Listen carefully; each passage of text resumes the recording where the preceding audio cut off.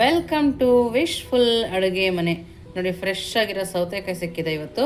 ಸೌತೆಕಾಯಿಂದ ಒಂದು ಸೂಪರ್ ಆಗಿರೋ ರೆಸಿಪಿನ ಮಾಡೋಣ. ಅದ್ರ ಜೊತೆಗೆ ಹೆಲ್ದಿ ಕೂಡ ಹೌದು. ಹೇಗೆ ಮಾಡೋದು ನೋಡೋಣ ಬನ್ನಿ. ನೋಡಿ, ಮೊದಲಿಗೆ ಒಂದು ಬಾಣಲಿನ ತಗೊಂಡಿದ್ದೀನಿ. ಒಂದು ಅರ್ಧ ಲೋಟ ಆಗುವಷ್ಟು ಅಕ್ಕಿನ ಹಾಕೋಬೇಕು. ನೋಡಿ, ಅಕ್ಕಿನ ಸ್ವಲ್ಪ ಬೆಚ್ಚಗಾಗೋ ತನಕ ನಾವು ಇದನ್ನು ಹುರ್ಕೋಬೇಕಾಗತ್ತೆ. ಜಾಸ್ತಿ ಹುರ್ಕೊಳ್ಳೋ ಅವಶ್ಯಕತೆ ಇಲ್ಲ. ಸ್ವಲ್ಪ ಹಸಿ ವಾಸನೆ ಹೋಗಿ ಬೆಚ್ಚಗಾಗಬೇಕು, ಕೆಂಪಗಾಗೋ ಅವಶ್ಯಕತೆ ಇಲ್ಲ. ನೋಡಿ, ಈ ಥರ ಮೀಡಿಯಮ್ ಫ್ಲೇಮಲ್ಲಿಟ್ಟು ಹುರ್ಕೊಂಬರೋಣ. ನೋಡಿ, ಇವಾಗ ನೀವು ಸೊಸೈಟಿ ಅಕ್ಕಿ ಆದರೆ ಚೆನ್ನಾಗಿ ತೊಳೆದು ಸ್ವಲ್ಪ ಒಣಗಾಕಿ ಈ ಥರ ಹುರ್ಕೊಂಡು ಪುಡಿ ಮಾಡಿ ಇಟ್ಕೋಬೋದು. ನೋಡಿ, ಇವಾಗ ಸ್ವಲ್ಪ ಬಿಸಿ ಆಗಿದೆ.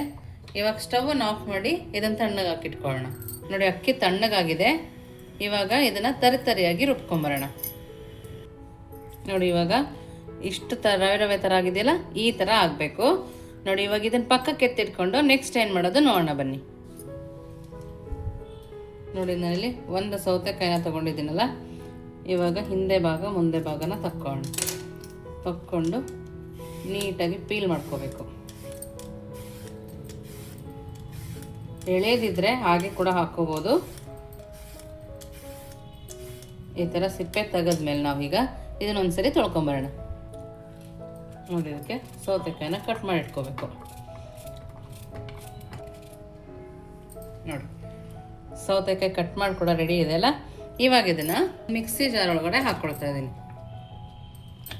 ನೋಡಿ, ಈ ಥರ ನಿಮ್ಗೆ ಎಷ್ಟು ಕ್ವಾಂಟಿಟಿ ಬೇಕೋ ಅಷ್ಟನ್ನು ಸೇರಿಸ್ಕೋಬೋದು. ನೋಡಿ, ಇದಕ್ಕೆ ಹುರಿದಿರೋ ಕಡಲೆ ಬೀಜನ ಹಾಕ್ಕೊಳ್ತಾ ಇದ್ದೀನಿ. ಸ್ವಲ್ಪ ಕಡಲೆನ ಸೇರಿಸ್ಕೊಳ್ತಾ ಇದ್ದೀನಿ. ಸ್ವಲ್ಪ ಸಣ್ಣ ಗೋಲಿಗಾದ್ರೆ ಹುಣಸೆಹಣ್ಣು ಸೇರಿಸ್ಕೊಳ್ತಾ ಇದ್ದೀನಿ. ಹಾಗೆಯೇ ಸ್ವಲ್ಪ ನಾಟಿ ಬೆಳ್ಳುಳ್ಳಿ, ಸ್ವಲ್ಪ ಹಸಿ ಮೆಣಸಿನ್ಕಾಯಿ, ಹಾಗೆಯೇ ಸ್ವಲ್ಪ ಕೊತ್ತಂಬರಿ ಸೊಪ್ಪು, ಒಂದು ಸಣ್ಣ ಬೌಲ್ ಆಗುವಷ್ಟು ತೆಂಗಿನಕಾಯಿ ತುರಿನ ಸೇರಿಸ್ಕೊಳ್ತಾ ಇದ್ದೀನಿ. ನೀವು ತುರಿದಾರ ಹಾಕೋಬೋದು, ಈ ಥರ ಕಟ್ ಮಾಡಿ ಕೂಡ ಹಾಕೋಬೋದು. ಇದಕ್ಕೇ ರುಚಿಗೆ ತಕ್ಕಷ್ಟು ಉಪ್ಪನ್ನು ಸೇರಿಸ್ಕೊಳ್ತಾ ಇದ್ದೀನಿ. ಇವಾಗ ಇದನ್ನು ಸ್ವಲ್ಪ ಸ್ವಲ್ಪ ನೀರನ್ನು ಹಾಕಿ ಸಣ್ಣದಾಗಿ ರುಬ್ಕೊಂಬರೋಣ. ನೋಡಿ, ಈ ಥರ ರುಬ್ಕೊಂಬಂದಿದ್ದೀನಿ. ಇವಾಗ ಸೌತೆಕಾಯಿ ಚಟ್ನಿ ರೆಡಿ ಇದೆ. ಇವಾಗ ನೆಕ್ಸ್ಟ್ ಏನು ಮಾಡೋದು ನೋಡೋಣ ಬನ್ನಿ. ನೋಡಿ, ಒಂದು ಬಾಣಲಿನ ತೊಗೊಂಡಿದ್ದೀನಿ. ಇದರಲ್ಲಿ 2 ಕಪ್ ಆಗುವಷ್ಟು ನೀರನ್ನು ಸೇರಿಸ್ಕೋಬೇಕು. ನೋಡಿ, 2 ಕಪ್ ಆಗುವಷ್ಟು ನೀರನ್ನು ಹಾಕ್ಕೊಂಡಿದ್ದೀನಿ.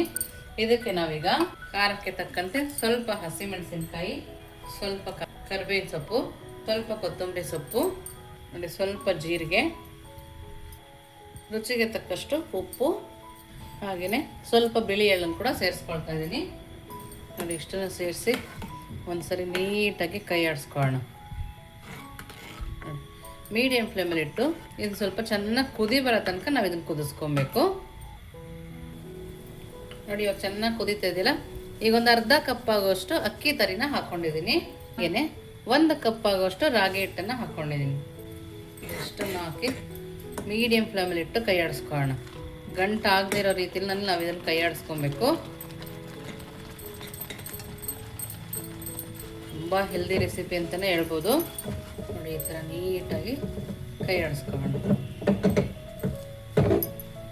ಒಂದು 5 ನಿಮಿಷ ಮೀಡಿಯಮ್ ಫ್ಲೇಮಲ್ಲಿ ಇದೇ ಥರ ಬೇಯಿಸ್ಕೊಬೇಕು. ನೋಡಿ, ಈ ಥರ ಪ್ಯಾನಿಂದ ಅದೇ ಬಿಡುತ್ತೆ, ಅಷ್ಟು ಮಟ್ಟಿಗೆ ಇದು ಬೇಯಬೇಕು. ಈ ಥರ ಗಂಟಿಲ್ಲದೆ ಇರೋ ಥರ ನೀಟಾಗಿ ನಾವು ರಾಗಿ ಮುದ್ದೆನ ಯಾವ ಥರ ಮಾಡ್ಕೊಳ್ತೀವೋ ಆ ಥರ ನಾವು ಇದನ್ನು ಮಾಡ್ಕೊಬೇಕು. ನೋಡಿ, ಇವಾಗ ಚೆನ್ನಾಗಿ ಬೆಂದಿದೆ. ಎಷ್ಟು ಚೆನ್ನಾಗಿ ಬಾಣಲಿನ ಬಿಡ್ತಾ ಇದೆ ನೋಡಿ. ಈ ಥರ ಬೆಂದಿದೆ ಅಲ್ಲ.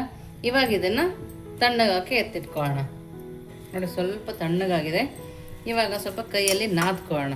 ನೋಡಿ, ಎಲ್ಲೂ ಅಂಟುತ್ತಾ ಇಲ್ಲ, ಅಂದರೆ ನೀಟಾಗಿ ಬೆಂದಿದೆ ಅಂತೇಳಿ. ಎಲ್ಲೂ ಗಂಟು ಇಲ್ಲ. ನೋಡಿ, ಈ ಥರ ಕೈಗೆ ಸ್ವಲ್ಪ ಎಣ್ಣೆನ ಹಚ್ಕೊಂಡು ಸಣ್ಣ ಸಣ್ಣ ಉಂಡೆಗಳನ್ನಾಗಿ ಮಾಡ್ಕೋಬೇಕು. ನೋಡಿ, ಈ ಥರ ನಿಮಗೆ ಬಟ್ಲ ಶೇಪಲ್ಲಿ ಬೇಕಂದರೆ ಬಟ್ಲ ಶೇಪಲ್ಲಿ ಮಾಡ್ಕೋಬೋದು.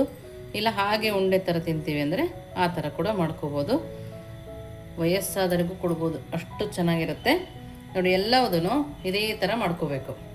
ನೀವಿನ್ನೂ ನಮ್ಮ ವಾಟ್ಸಪ್ ಗ್ರೂಪಿಗೆ ಜಾಯಿನ್ ಆಗಿಲ್ಲ ಅಂದರೆ ವಿಶ್ಫುಲ್ ವಾಟ್ಸಪ್ ಗ್ರೂಪ್ಗೆ ಜಾಯಿನ್ ಆಗೋದನ್ನು ಮರಿಬೇಡಿ. ನೀವಿನ್ನೂ ನಮ್ಮ ಚಾನಲ್ ಲೈಕ್ ಮಾಡಿಲ್ಲ ಅಂದರೆ ಲೈಕ್ ಮಾಡಿ, ಶೇರ್ ಮಾಡಿ, ಸಬ್ಸ್ಕ್ರೈಬ್ ಮಾಡಿ. ನೋಡಿ, ನಾನು ಎಲ್ಲದನ್ನು ಈ ಥರ ಮಾಡ್ಕೊಂಡಿದ್ದೀನಿ. ಕೆಲವೊಂದು ಸಣ್ಣದಾಗಿ, ಕೆಲವೊಂದು ದೊಡ್ಡದಾಗಿ ಮಾಡ್ಕೊಂಡಿದ್ದೀನಿ. ನೋಡಿ, ಇವಾಗ ಇದನ್ನು ನೋಡಿ ಒಂದು ಇಡ್ಲಿ ಪ್ಲೇಟ್ ತಗೊಂಡು ಸ್ವಲ್ಪ ಎಣ್ಣೆನ ಹಾಕ್ಕೊಳ್ತಾ ಇದ್ದೀನಿ ಇದಕ್ಕೆ. ನೋಡಿ, ಈ ಥರ ಎಣ್ಣೆನ ಅಪ್ಲೈ ಮಾಡೋದ್ರಿಂದ ಅಂಟೋದಿಲ್ಲ ಅಂಥೇಳಿ. ನೋಡಿ, ಇವಾಗ ನಾವು ಮಾಡಿರೋ ರಾಗಿ ಕಡುಬನ್ನು ಇಟ್ಕೊಳ್ಳೋಣ. ನೀವು ಸಾಮಾನ್ಯ ಅಕ್ಕಿ ಕಡುಬು ತಿಂದಿರ್ತೀರಿ, ಈ ಥರ ಡಿಫ್ರೆಂಟಾಗಿ ರಾಗಿ ಕಡುಬು ಸೌತೆಕಾಯಿ ಚಟ್ನಿ ಮಾಡಿಕೊಡ್ತಾ ಇದ್ರೆ ದೊಡ್ಡವರಿಂದ ಹಿಡಿದು ಚಿಕ್ಕವ್ರಿಗೆ ಇಷ್ಟಪಟ್ಟು ತಿಂತಾರೆ. ಜೋಡಿಸ್ಕೋಬೇಕು. ನಾನು ಮೊದಲಿಗೆ ಇಡ್ಲಿ ಪಾತ್ರೆಯಲ್ಲಿ ನೀರನ್ನು ಬಿಸಿಯಾಗಿ ಇಟ್ಕೊಂಡಿದ್ದೀನಿ.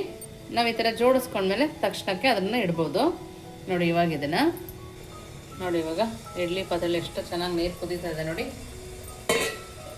ಈ ಥರ ಕುದಿಯುವಾಗ ಇದರೊಳಗಡೆ ಇಟ್ಕೊಳ್ಳೋಣ.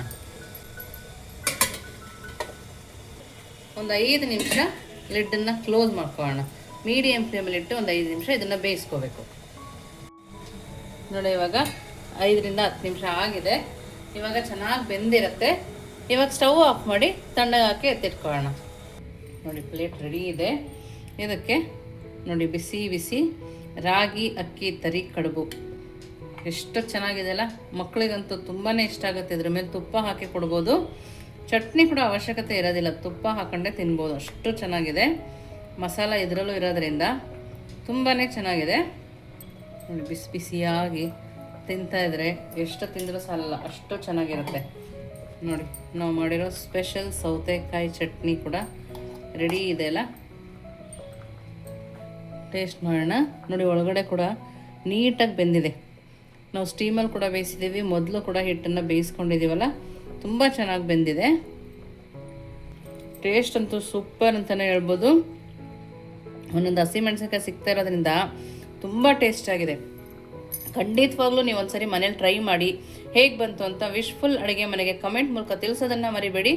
ನೀವಿನ್ನೂ ನಮ್ಮ ಚಾನಲ್ ಲೈಕ್ ಮಾಡಿ, ಲೈಕ್ ಮಾಡಿ, ಶೇರ್ ಮಾಡಿ, ಸಬ್ಸ್ಕ್ರೈಬ್ ಮಾಡಿ. ವಿಶ್ಫುಲ್ ಅಡುಗೆ ಮನೆಗೆ ಥ್ಯಾಂಕ್ ಯು.